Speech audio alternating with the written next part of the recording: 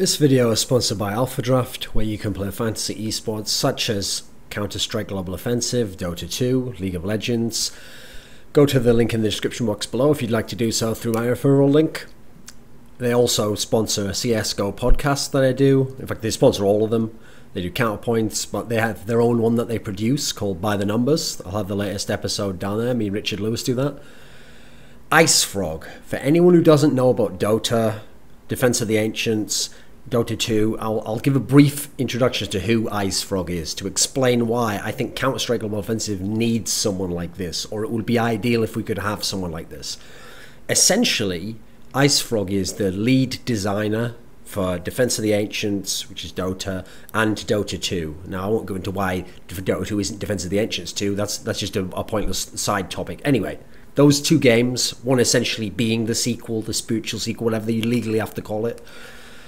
So he's the lead designer, but the best way to think of it really is beyond just designer, because to people who aren't in the industry, that's like a complicated term, is exactly what it means. Because of the differences between someone who designs something on paper, conceptually, like an idea, themes, story, to someone who designs something literally, like technically making a level or something, or a character. So instead, beyond that, beyond a designer, just think of him as someone who's one of the chief coding people, and I essentially think the best term for him is like the caretaker of Dota 2.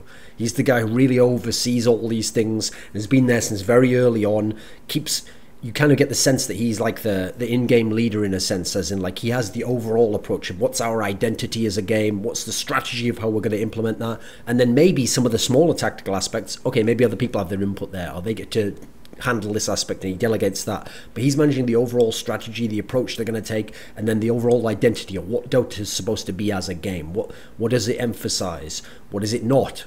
What does it want to encourage? What does it consider fun? What does it consider a bad experience, etc.? So by having someone overall like that, you can see the benefit of that. So who is IceFrog very briefly, so we can get a sense as to why there isn't one of these in Counter-Strike, a game that's been around longer than Dota actually, and is a Valve property since longer than Dota. So first of all, IceFrog did not create Dota. That's actually something that people who come along recently perhaps are confused by, or they just take it for granted that he must do because he oversees it. Dota was created by some other people. It was just a Warcraft 3 custom map. I think it was created in something like, I think it was 2003 or something. So a long time ago, over 12 years now. He didn't create Dota, but he was one of the early players of Dota, and he initially started helping out, like offering some coding help or just being part of the crew that was running Dota back in, I think it was around 2005, so about 10 years ago. Then say a year or so later, that's when he kind of was given the caretakership of the scene in the game, basically, and he took over in terms of guiding the coding, looking at the way it's balanced, implementing his own ideas and the philosophy of it, etc. And what's key about him as a person is not only does he manage all these aspects of the game and has been there for so long, so he's kind of like the person you can refer back to on why things are a certain way in terms of the overall macro aspect of the game. But more importantly, because since he's that guy, he's the main reason to a degree why Dota 2 as a game, even though it's quite a modern game, I think it only came out in something like, wasn't it like 2000 and, I think the beta started in like 2010 or something, and it was like 2011 roughly, when it was like still in beta, maybe it was just coming out of it then. I think 2012 was like the official release. It was around then, it was in beta for quite a while, but essentially everyone could get a beta queue, Wonder One.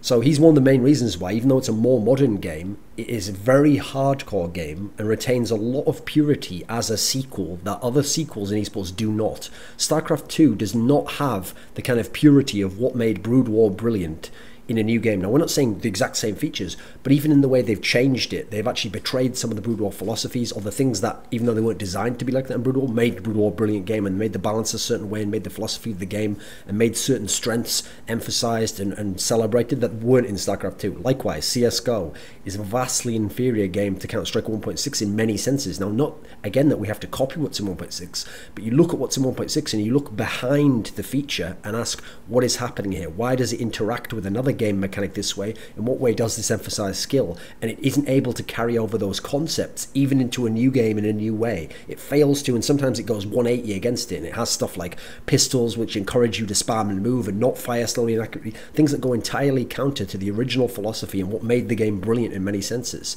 Likewise, another great example would be something like League of Legends, because League of Legends itself its heritage comes from Defense of the Ancients, Dota, and yet many of the things in Dota, the Imber champions that just battle each other, and there's so many of them and a wide variety, and you're not defining anything about the meta of how these things are supposed to be played to a degree.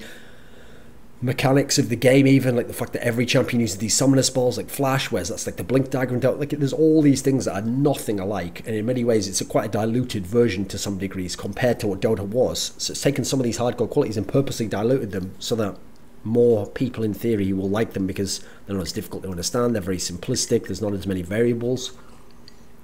Yet Dota 2, essentially, I remember one of the reasons I got interested in the games because I'd never cared about MOBAs, arts, whatever you call them. Never cared about Dota. It wasn't my sort of game. I tried playing it very early on in the Counter-Strike days, and I was like, I don't really get this. It's not my cup of tea, mate. I'm a Quake player, Counter-Strike player. Then I was getting involved in Brood War. There's no reason to be interested in Dota.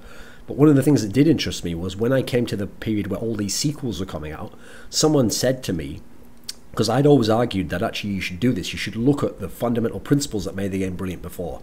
And yes, you can change how you do them, but you either have to understand why they were really good and therefore try and implement them again because they're good, or you have to change them, but because you understood, you changed them in a beneficial way. Like, I'm going to do something totally different here, but I have a very specific reason why. Whereas a lot of the bad things about these sequels are very haphazard, actually. There's no real prevailing logic behind them, or the people who've done them didn't know much about the original, they didn't understand these concepts, and therefore they weren't in a position to make good choices there. And sometimes arbitrarily, because they just think something was cool, they'd made one of these choices. So the good thing about Dota 2, I remember someone describing it in the early days of saying like, no, you'd love this game then, because even if you don't like Dota, what they essentially did was this was the game, a sequel that took the original game, essentially gave it a big graphical upgrade so the modern people would play it and it'd be a new game, but retained so much of the original that if you like the original, you also would like many aspects of this game now. In that sense, which is something that the majority of those games which had sequels weren't able to do. There's so many people bailed out of the original because they were like, this isn't my game, you know, it has the same name, it's not the same game in any sense. So I think that's one of the things that's really good about having an IceFrog person, is that he can be the person to guide it in that sense and keep the overall bigger picture in place beyond just the small day-to-day decisions or small tactical decisions you make in terms of how you tweak something or implement something. That kind of a hardcore aspect is something that Counter-Strike would really benefit from. Because Counter-Strike, I think particularly, as a game, has a lot more in common with Dota in the sense that even the average player in Counter-Strike has a more hardcore bent as to how they want it to be good and how they want skill to be emphasized than the League of Legends crowd. One of the things about League of Legends is it went entirely the other way, and essentially it tried to be as populist as possible, just to appeal to the lowest common denominator, to get people to play something that... It's like the idea of the difference between a really, let me think how you describe it. Okay, think about a comedy on television. Okay, you could either make something like the British Office and try and make it like very, very particular, and not everyone's going to love it. It was a very popular show, but not everyone, it won't be like everyone will love it, but the people who do like it will really like it. That's the approach I think stuff like CS and Dota naturally have taken and do take, and that's why they have lots of people playing, but a much more hardcore viewer base and player base, and as a result you see the viewing numbers in the actual esport are way bigger. You know, League of Legends viewing figures for the esport are tiny compared to the massive player base, and that's because in their approach it's more like trying to make one of those American comedies that's got like a laugh track and it's very lowbrow humor and it's just very simplistic, like little 1-2 gags of like, well, you would say that, you know, stuff like, because the idea is it's not trying to make everyone feel super awesome, it's trying to make just a lot of people sort of like yeah, okay, I mean, I guess I'm just passing time watching this now. It's that approach instead. And so as a result, to do that, you drain some of the hardcore purity, the really awesome qualities out of the game, I think. So I think CS, that's why we could benefit from this, because we should be going more the Dota 2 aspect of bringing over the great qualities, allowing massive skill ceiling, allowing a lot of very powerful shit, but in a way that they balance each other out. Not that they all have to be balanced in isolation, but they all, in their own way, allow us to do a lot. Therefore, it balances out. So it's a different philosophy. Don't think just because League of Legends got popular that the Riot one, they cracked it and that's what we should do and that'll make our game bigger. Our game's different and our scene's different and the people wanting to play are different. Therefore, it doesn't make sense to apply the same philosophies, even if they did work to a degree for League of Legends and Riot. So why isn't there an IceFrog in Counter-Strike? Because there essentially was someone who a lot of people, again, without knowing the history, might naively think, oh, but we had an IceFrog, right? So it's a guy called Gooseman Min Lee, the creator of Counter-Strike. Now, when I tell you this background, you'll think to yourself, this guy must be the IceFrog. So Counter-Strike originally came out of a mod he made for Quake 2 called Action Quake. And if you ever go look at it, some of the maps even look quite similar to some of the CS maps. It basically looks like Quake 2, where you're moving around, jumping around really fast and stuff, but with weapons that are like the Counter-Strike weapons, and it's like halfway between Quake and Counter-Strike, basically. After that, he made the mod Counter-Strike for Half-Life. It was a mod of Half-Life, because the key thing about Half-Life was they released the SDK, so you could actually work on, you could develop your own mods for it, and it was just like Quake. It was like an open platform where people could develop their own mods, and it became really popular.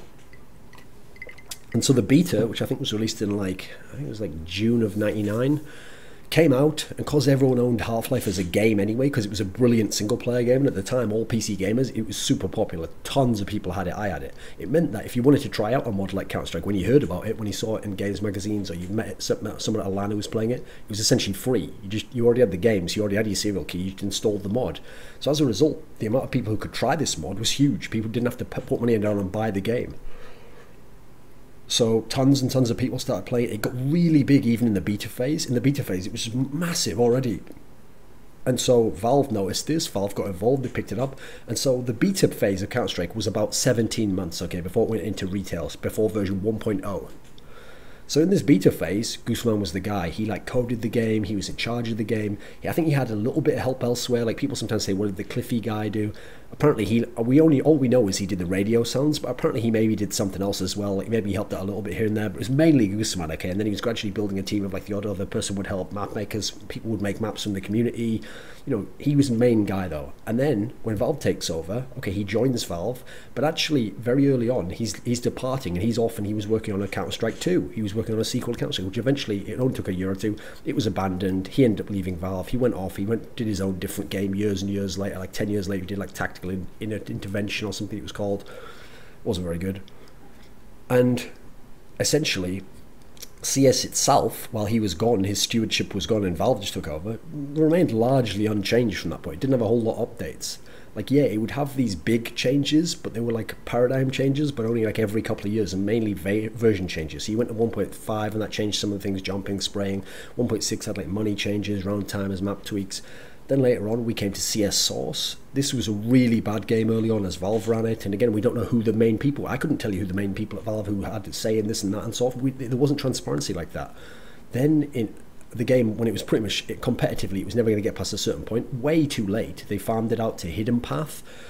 And I think it was 2010, 2009 maybe, and they then took over the development. Actually, they fixed a lot of things, and towards the end, Source wasn't that bad actually. At least now I've seen the context of CSGO. The compared to 1.6, I didn't give a fuck at the time. Then Hidden Path themselves, they were the ones who developed CSGO. They worked on it. It wasn't Valve who did it. And then after a while, they gave the game to Valve, and now Valve's the one who take care of it all, etc.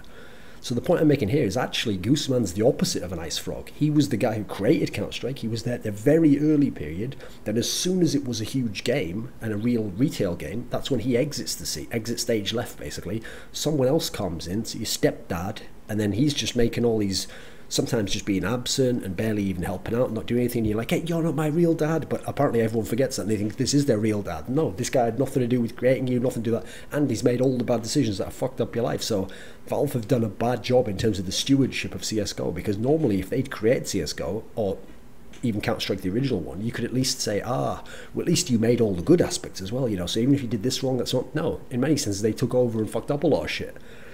So why do we need an IceFrog? Well, I've already alluded to some of the great things about Dota in terms of the overall prevailing aspect, understanding the hardcore community, but also what will make for a fun game for the casual people, trying to balance that out. That's a great balance to look at, by the way, not just game balance itself, but then let's look at all the areas that we need this overview, someone, if not one person, a group of people who can keep this big picture in mind.